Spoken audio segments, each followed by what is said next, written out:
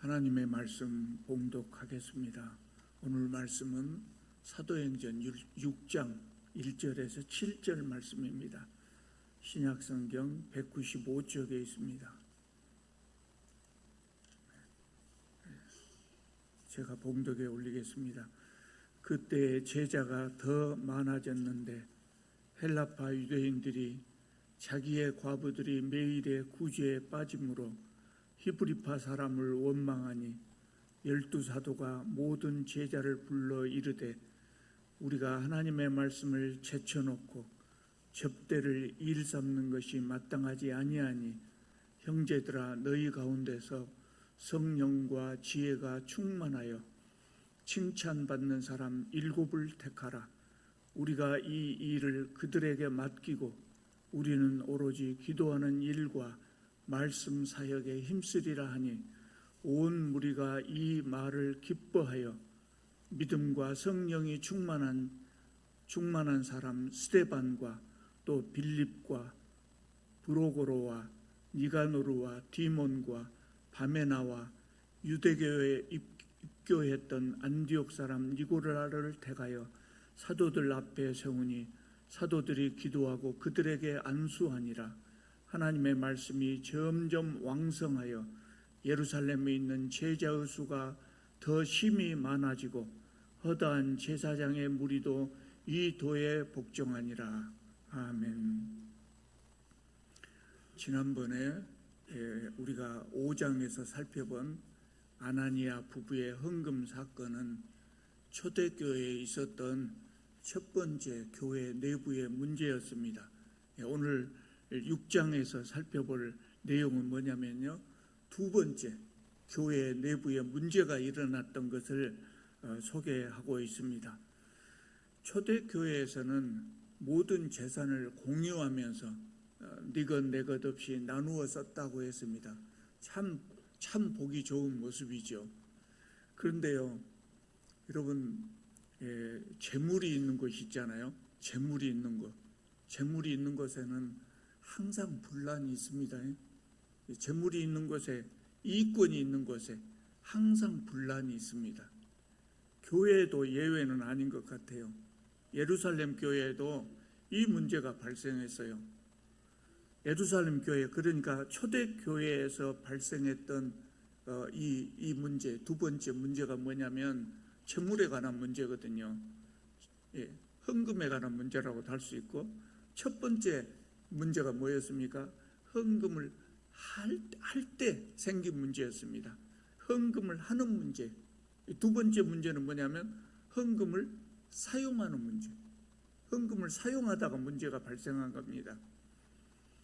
예루살렘 교회의 성도들 수가 엄청 많아졌다고 하잖아요. 그래서 우리가 앞에서 봤던 4장 5절을 보면 남자만 5,000명이나 되었다 그러거든요. 성도의 수가 많아졌어요. 그 성도 속에는 6월절에 예루살렘에 왔다가 오순절 기간까지 명절을 세고 가야 되겠다, 이렇게 생각하고 멀리서 온 유대인들이 많이 있었거든요. 그래서 그들에게 식사를 제공하고 또 필요한 용돈을 나누어주는 문제가 쉽지 않았을 거예요. 수가 많으니까. 그래서 문제가 생긴 겁니다. 그래서 본문 1절을 보면 그때 제자가 많아졌는데 헬라파 유대인들이 자기의 과부들이 매일의 구제에 빠짐으로 히브리 사람을 원망했다고 합니다. 1절 말씀에는 원망했다는 그 말 못지않게 중요한 단어가 있는데, 그게 뭐냐면 예루살렘 교회에 두 부류의 분파가 있었다는 거예요. 분파가 있었다. 어떤 분파입니까? 헬라파 유대인과 히브리파 유대인. 헬라파 유대인이라는 사람들 어떤 사람들이냐면 이스라엘 땅 밖에 사는 사람들입니다. 그래서 이 사람들을 디아스포라 유대인이라고도 말을 하죠. 이 사람들은 지리적으로만 멀리 떨어져 사는 사람들이 아니라 언어와 문화도 달랐어요. 이민 2세대, 3세대 벌써 그렇게 된 사람들이거든요. 그러니까 몸만 유대인이지 생각하는 것이나 문화가 행동하는 것이 헬라인과 다름이 없었어요. 원래 혈통은 유대인이지만 삶을 사는 것은 헬라인과 다름이 없었단 말이죠. 이 사람들이 유월절 명절을 지키기 위해서 예루살렘에 왔다가 오순절까지 머물러 있었던 것이죠.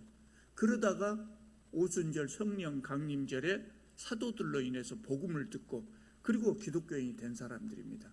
그래서 이 사람들을 헬라파 유대인 그랬어요.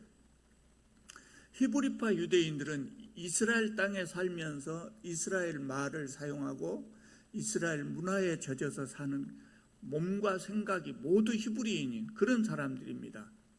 히브리파 유대인들은 그곳에 사는 사람들이기 때문에 자연스럽게 교회의 주도권을 가지게 되었을 것입니다. 그래서 상대적으로 헬라파 유대인들이 소외감을 느꼈던 것 같아요. 헬라파 유대인들은 헬라파 과부들이 구제에서 빠졌다고 불평을 했습니다. 그러나 사도들이 의도적으로 헬라파 과부들을 차별했을 가능성은 있습니까? 없습니까? 전혀 없죠. 전혀 없었겠죠. 왜 그럴까요? 이 사도들은 성령 충만한 사람들이었거든요. 성령 충만한 사람은 인격이 변합니다. 훌륭한 좋은 사람이 되는 것이죠. 그런 분들이 헬라파 유대인들, 헬라파의 과부들을 의도적으로 차별했을 가능성은 없고요.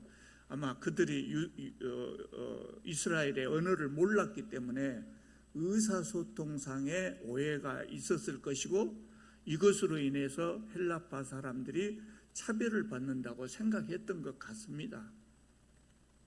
5장의 아나니아 부부의 헌금 사건에 이어서 초대교회에서 두 번째로 발생한 이 부정적인 사건이 성경에 기록되어 있어요. 그것은 성경 말씀이 픽션이 아니고 실제로 발생한 사건을 기록했다는 성경의 진실성을 보여주는 겁니다. 성경은요, 항상 천국만을 말하지 않습니다. 세상에서 천국의 모형이 되었던 초대교회, 또 교회 중에 교회고 정말 모범적인 교회의 모형이 되었던 이 초대교회도 문제가 있었던 겁니다. 여러분 어떤 교회에 다니다가 교회에 분란이 있었던 것을 경험해 본 적이 혹시 있었는지 모르겠어요. 이 세상의 어떤 교회도 예수님께서 다시 오실 때까지는 어떤 교회도 결코 완전할 수 없어요. 완전한 교회는 없습니다. 그러니까 내가 다니는 교회에 문제가 생길 수가 있어요. 여러분 그렇게 괴로워하지 마시기 바랍니다. 저는 정말 교회 때문에 고통을 많이 받았어요. 교회 안 다녔으면 고통이 없었을 텐데 교회 때문에 고통을 받는 일이 정말 많았어요. 보통 사람 같으면 진작 교회 떠났지요. 우리 아버지 어머니의 기도가 저를 교회에 붙들어 뒀던 것 같습니다. 교회 문제로 교회에도 문제가 생길 수가 있는데 그것으로 너무 괴로워할 필요가 없어요. 너무 실망하지 마시기 바랍니다. 왜냐하면 교회라고 하더라도 사람이 모인 것이 사람이 예수 믿는 사람이 왜 저러냐 그러는데 예수 믿자마자 사람이 변한가요? 그렇지 않잖아요. 서서히 변해가거든요. 사람이 모인 곳에 항상 문제가 있기 말이에요. 교회에도 문제가 있을 수 있단 말이에요. 그 중요한 것은 뭐냐? 교회에도 문제가 있을 수 있는데 중요한 것은 이 문제를 어떻게 해결하느냐를 어떻게 해결하느냐? 교회는 문제를 해결할 때 세상의 다른 조직과는 다른 방법으로 해결해야 돼요. 은혜로운 방법으로. 그것이 교회가 세상의 조직과 다른 점이거든요. 문제가 발생할 수 있어요. 근데 그것을 잘 해결해야 된단 말이죠.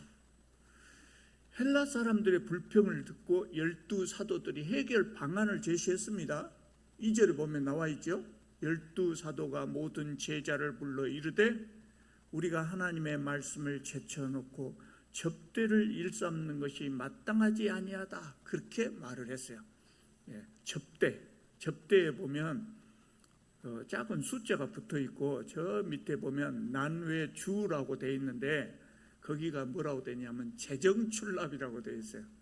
그러니까 하나님의 말씀을 제쳐놓고 접대나 재정출납을 일삼는 것이 마땅하지 아니하다, 이렇게 이야기를 했어요.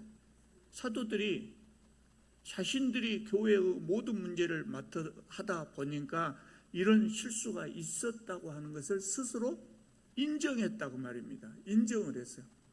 그래서 3절에 보면 뭐라고 합니까? 성령과 지혜가 충만하여 칭찬 듣는 사람, 성도들로부터 칭찬받는 사람 7을 택하라 그랬어요. 그러면 교회의 재정과 구제는 그들에게 맡기고 사도들은 뭐예요? 오로지 기도하는 것과 말씀 전하는 사역에 힘쓰겠다, 이렇게 이야기를 했어요. 이게 해결 방안이었어요. 사도들은 정말 지혜롭고 바르게 결정한 겁니다. 성령 충만한 사람들은 다른 거예요. 옛날에는 안 그랬거든요, 사도들이. 그래서 5절을 보면 그 말을, 사도들의 말을 듣고 모든 성도들이 기뻐했다 그랬어요. 그래서 사람들이 7사람들을 뽑았습니다. 사도들은 그들에게 안수하고 교회의 지도자로 세웠습니다. 그랬더니 교회가 어떻게 됐다고요? 7절을 보면 하나님의 말씀이 점점 왕성하여 예루살렘에 있는 제자의 수가 더 힘이 많아지고 심지어는 제사장의 무리들까지도 이 도에 복종했다 그랬어요. 우리 어머니가 살아계실 때 저희들 보고 잔소리 하셨던 것 중에 하나가 뭐냐면, 형제들 간에 먹을 것 갖고 싸우지 마라 이놈들아. 옛날에는 먹을 거 부족했단 말이죠. 누가 과자 있으면 그거 뺏어 먹으려고 그랬죠. 형제들 간에 먹을 것 가지고 싸우는 것처럼 추한 것은 없다. 우리 어머니가 늘 하신 말씀입니다. 정말 그렇죠. 예루살렘 교회가 이 문제였단 말이죠. 사실 먹는 것은 큰 문제가 아닙니다. 먹는 것은 큰 문제라고 볼 수는 없어요. 그런데 먹는 문제가 발단이 되어가지고 파벌의 문제까지 비화되면 이건 작은 문제가 아니에요. 큰 문제가 되세요. 교회가 쪼개질 수 있단 말이에요. 그래서 이 문제를 해결하지 못하면 큰 시험거리가, 교회에 큰 시험거리가 됐을 겁니다. 그런데 초대교회는 이 문제를 아주 지혜롭게 해결했고 그 결과로 어떻게 했답니까? 교회가 더 부흥하고 더 은혜로운 교회로 바꿔진 겁니다. 전화위복이죠. 말 그대로 화를 복으로 바꾼 사건입니다. 어떻게 해서 화를 복으로 바꿨습니까? 사도들이 지혜롭게 일을 잘했기 때문에. 여러분, 한국교회에 오늘 이런 문제가 발생한다면 어떻게 될까요? 잘 해결될 수 있을까요? 잘 해결돼야죠. 그런데 교회마다 이런 문제를 해결하지 못해가지고 다툼이 심화되는 경우가 너무나 많아요. 그래서 성도들이 교회를 떠나죠. 교회가 문제가 생겨가지고 교회에 파벌이 생기고 싸우고 그러다가 세상에 법정까지 서게 되고 법원에서 판결을 내려도 그것에 승복하지 않고 계속 싸우다가 교회가 사분오열되고 하나님의 말씀의 권위가 떨어지고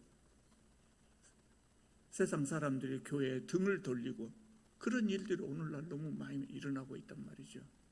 그래서 오늘 이 말씀을 우리가 잘 봐야 돼요. 초대교회는 이 문제를 슬기롭게 극복했기 때문에 교회가 더 부흥했다고 그랬어요. 어떻게 해결했습니까? 첫째, 사도들이 자신의 잘못을 인정했습니다. 여러분, 사람들이 누구나 자기 잘못을 인정한다고 하는 것은 그렇게 쉽지 않습니다. 용기가 필요합니다. 그런데 사도들은 자기의 잘못을 인정했습니다. 헬라파 유대인들이 불평했을 때 사도들은 그것을 나무라지 않고 권위로 누르려고 하지 않고 자기들의 잘못을 인정했거든요. 우리가 하나님의 말씀을 제쳐놓고 접대를 일삼는 것이 마땅치 않았다, 그렇게 인정을 했어요. 여러분, 사실 그렇지 않습니까? 높은 자리로 올라갈수록 권력을 많이 손에 쥔 사람일수록 자기 잘못을 인정하자고 하지 않습니다. 인정하기가 어렵습니다. 사도들은 바로 자기들의 잘못을 인정했거든요. 사도들이 이때 보통 사람들입니까? 예수님의 제자로 따라다닐 때는 그냥 보통 사람들 같았어요. 성령을 받은 다음에는 그들에게서 성령의 능력이 나타나고 많은 기적을 행하고, 그래서 사람들이 하나님처럼 존경하고 그 앞에다가 땅판 돈을 갖다 놓기도 하고, 교회의 절대 권력을 가진 사람들이었거든요. 이런 사람들이 다른 사람 앞에서 잘못을 인정한다는 것이 쉽지 않단 말이죠. 그래서 사도들은 진솔하게 잘못을 인정했어요. 우리가 성경을 읽으면서 이건 꼭 배워야 돼. 좋은 것은 꼭 배우고 기억해야 됩니다. 성도들이 문제를 제기할 때 목사들이 내가 잘못했습니다. 그건 내가 잘못입니다. 그렇게 하기가 쉽지 않단 말이에요. 저는 그런 목사들보다요 안 좋은 목사들을 더 많이 만났어요. 그러니까 교회에 상처가 많았던 겁니다. 우리 목사님 중에 한 분은 늘 입에 달고 사는 말이 뭐냐면 주의 종에게 순종하시오. 주의 종에게 순종하시오. 내가 그 말을 들을 때마다 무슨 생각이 나겠습니까? 주의 종은 목사님만 주의 종입니까? 이 반발이 올라오더라고요. 말은 안 했습니다만. 누가 주의 종입니까? 예? 누가 주의 종입니까? 목사가 주의 종입니까? 아닙니까? 목사가 주의 종입니까? 아닙니까? 주의 종 맞지요? 그럼 목사만 주의 종입니까? 장로님도 하나님의 종이고, 권사님도 하나님의 종이고, 집사님도 하나님의 종. 우리가 예수님을 믿기로 작정했을 때 죄의 종에서 떠나서 하나님의 종이 된 것 아닙니까? 하나님 나라의 일꾼이 된 것 아닙니까? 누구나 하나님의 종이에요. 그 주의 종이 순종하시오. 그 말은 나한테 순종하시오. 그 말이거든요. 그러니까 그 참 잘못된 말이죠. 우리는 목사의 말에 순종해야 됩니까? 안 해야 됩니까? 대답을 잘 안 하시는 분들입니다. 목사에게 순종하고, 목사에게만 순종한 것이 아니라 장로에게도 순종하고, 권사님들에게도 순종하고, 집사에게도 순종하고. 진짜로 정확하게 말하자면 뭐냐? 목사에게 순종하는 것이 아니고 목사의 입에서 나오는 하나님의 말씀에 순종하는. 그럼 목사가 아니라 다른 사람이 하나님의 말씀을 하더라도 그 말씀에 순종할 준비가 돼 있어야죠. 그래야 교회의 문제가 해결된단 말이죠. 문제가 목사들이 자기 잘못을 인정하지 않고 오히려 권위로 누르려고 하면 교회의 문제가 해결된 것이 아니라 성도들의 불만이 점점 쌓여가거든요. 오늘 한국 사람들의 수준이, 교육 수준이 높잖아요. 그러니까 교회 성도들도 수준이 높아요. 그런 성도들 앞에서 권위로 누르려고 하면 되겠습니까? 교회의 지도자에게는 이걸 목사가 됐든 장로가 됐든 권사가 됐든 교회의 지도자들은 이것이 필요하단 말이에요. 솔직하게 자기 실수를 인정하는 것이 필요해요. 사도들은 그렇게 했다고 말입니다. 그래서 문제가 해결된 거죠. 두 번째로 사도들이 주도권을 양도했어요. 주도권을, 교회에서 주도권을. 이 지금 얼마나 어려운 일입니까? 제가 전에 인터넷에서 서울 큰 교회 목사님의 설교를 들은 적이 있었거든요. 근데 그분이 설교를 하다가 한탄하면서 하는 말이 장로들이 서로 재정부장을 맡으려고 싸운다는 거예요. 큰 교회라 장로들이 많았을 거예요. 그 장로님들이 서로 재정부장을 맡으려고 싸운다는 거예요. 왜 그러겠습니까? 큰 교회에는 매주 들어오는 헌금이 엄청납니다.